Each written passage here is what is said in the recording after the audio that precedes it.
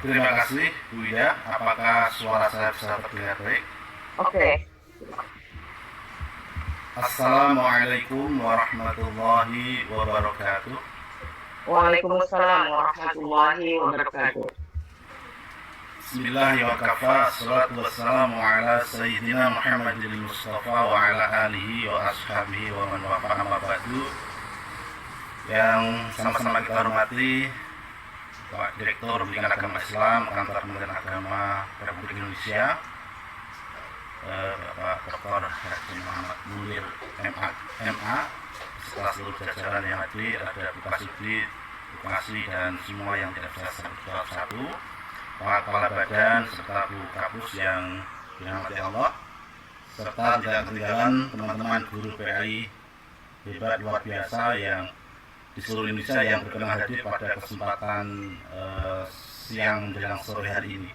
Izin menyampaikan terkait dengan perubahan capaian pembelajaran mata pelajaran pendidikan agama Islam dan budi pekerti pendidikan reguler untuk fase D, yaitu jenjang SMP kelas 7, 8, dan 9. Kita akan mulai dari elemen Al-Quran dan Hadis, Bapak Ibu, di mana pada elemen Al-Quran dan Hadis ini secara umum dari segi materi atau tema atau konten tidak ada perubahan, termasuk pilihan ayat-ayatnya.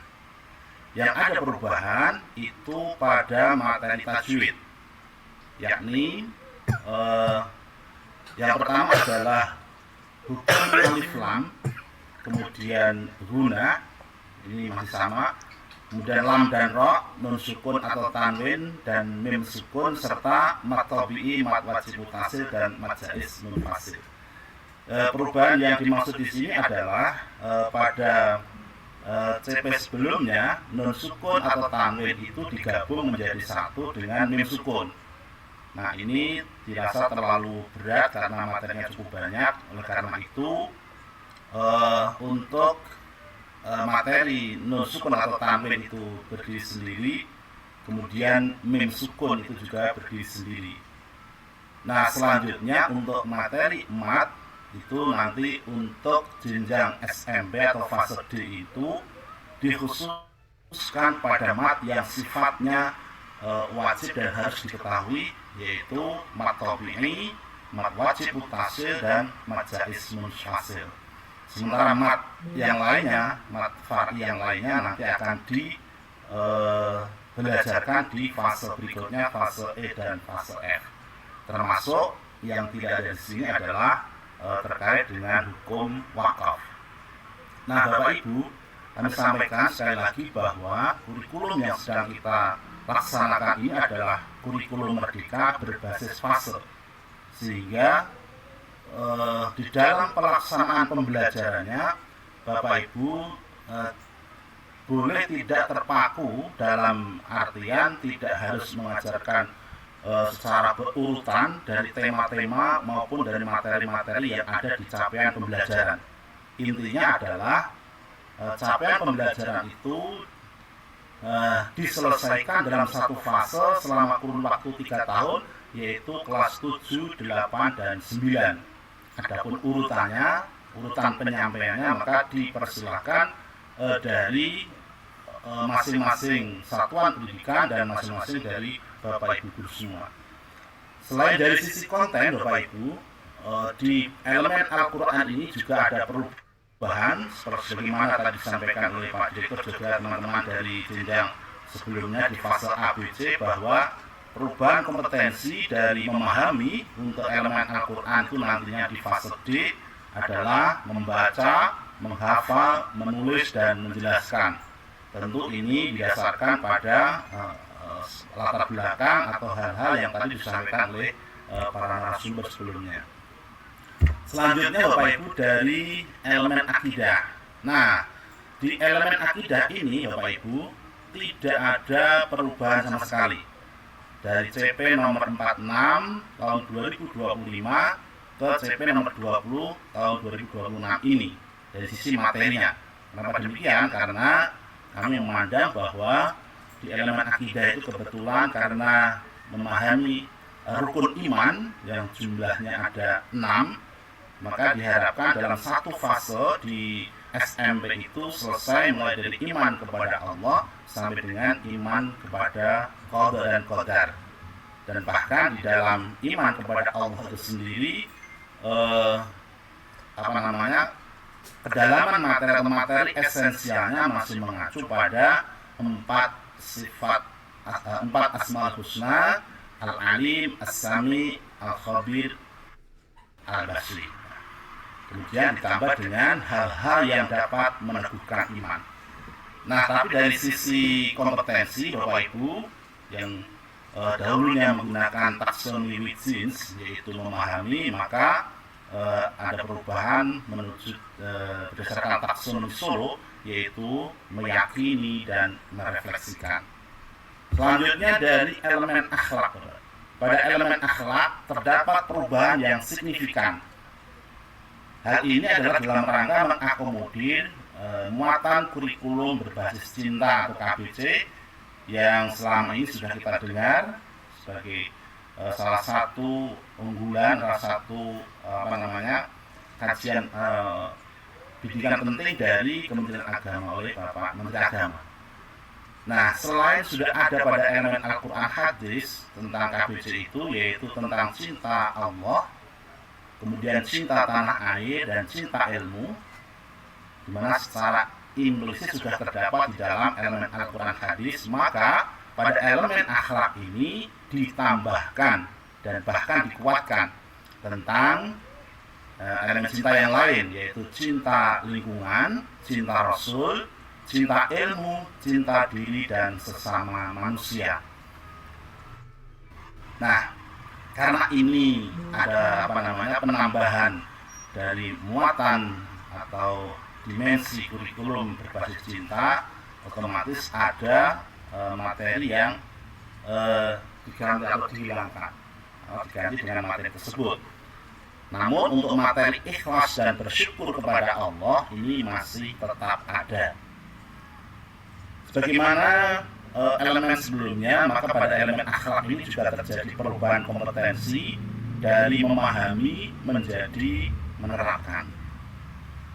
Sehingga harapannya para siswa kita, murid-murid kita di jenjang SMP itu tidak sekedar memahami, ya, dalam artian jangkauan memahami itu kalau sebenarnya Pak Direktur itu kan sangat berat kalau memahami, tapi diharapkan anak-anak usia SMP itu bisa menerapkan, jadi menerapkan semua materi atau konten yang coba disampaikan kepada anak-anak di usia SMP, seperti bagaimana menerapkan ikhlas, bersyukur kepada Allah, termasuk tadi muatan kurikulum cinta tadi.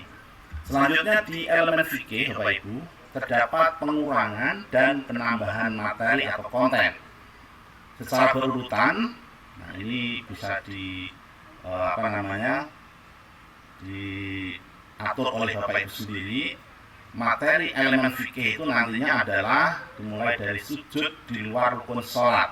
Jadi kalau dulu ada materi sholat Jumat di fase D, maka nanti untuk fase D ini cukup materi sholat itu terkait dengan sujud di luar rukun sholat. Artinya meskipun ada sujud itu dilaksanakan ketika sholat juga ada. Nah, oleh karena itu perlu dipahami bahwa untuk materi sholat itu nantinya dikuatkan di fase sebelumnya, yaitu fase A, B, dan C. Harapannya sudah mengalami penguatan di sana, sehingga ketika nanti di fase D, Bapak Ibu nanti tinggal melihat implikasi atau melihat perilaku terkait dengan sholat. Misalnya ketika Bapak Ibu melaksanakan pembiasaan sholat duha di sekolah, sholat jamaah zuhur, sholat Jumat, nah itu tinggal melihat bagaimana pelaksanaan dari anak-anak kita dalam melaksanakan sholat itu, sehingga ketika ada hal yang perlu dikuatkan, maka Bapak Ibu bisa menguatkan pada saat pembiasaan tersebut.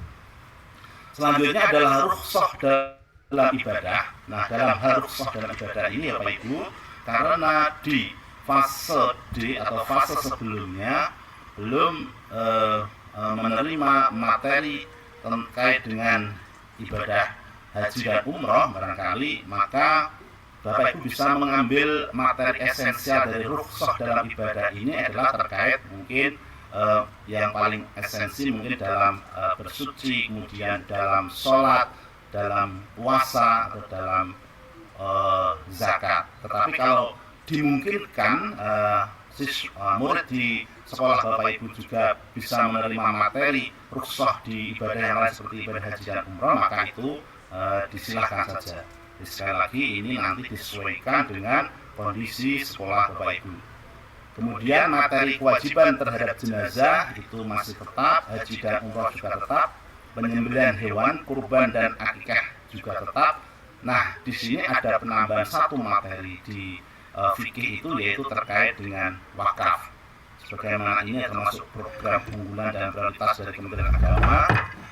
Kalau di jenjang SMA itu ada wakaf Go to School ya Bapak Ibu, maka di fase di jenjang SM itu juga mulai dikenalkan terkait dengan wakaf. Namun nanti hanya terbatas pada fungsi, tata cara dan manfaat dari wakaf itu sendiri.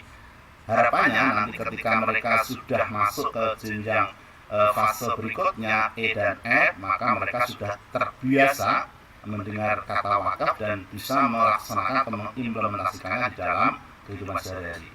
Dan seperti biasa, perubahan kompetensi dari memahami menjadi menerapkan. Bapak Ibu, yang terakhir ini adalah di elemen sejarah peradaban Islam.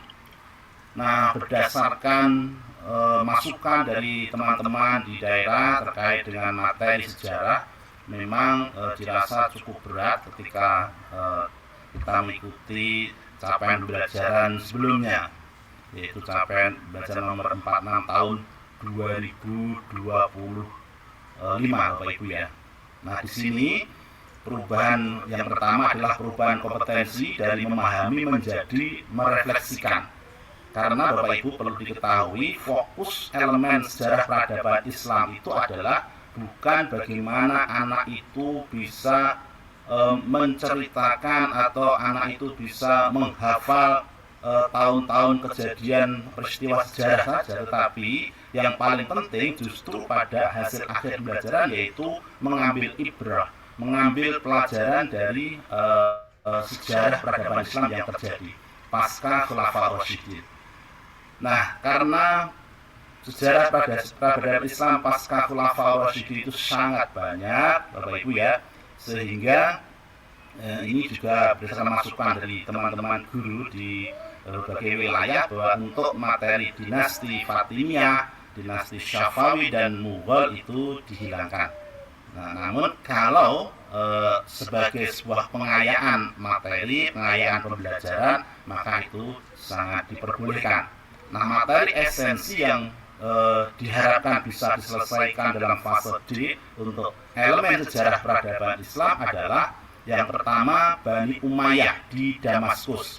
Karena Bani Umayyah itu mempunyai dua masa keemasan, maka dua-duanya kita bahas satu persatu supaya lebih mendetail. Yaitu yang pertama Bani Umayyah di Damaskus, kemudian Bani Umayyah di Andalusia. Selanjutnya adalah Bani Abbasiyah. Justru berikutnya adalah dinasti Turki Utsmani, karena dinasti Turki Utsmani itu juga merupakan sebuah kekhalifahan Islam yang sangat besar dan sangat berpengaruh di benua Eropa. Oleh karena itu materi cukup penting untuk diberikan kepada para murid di jenjang SMP atau fase D. Kemudian Bapak Ibu, ini terjadi perubahan ya, sebetulnya ini kita kembali ke masa lalu ya Bapak Ibu ya. Dulu sudah ada di fase D atau jenjang SMP, kemudian pada CP sebelumnya itu ditarik di fase E.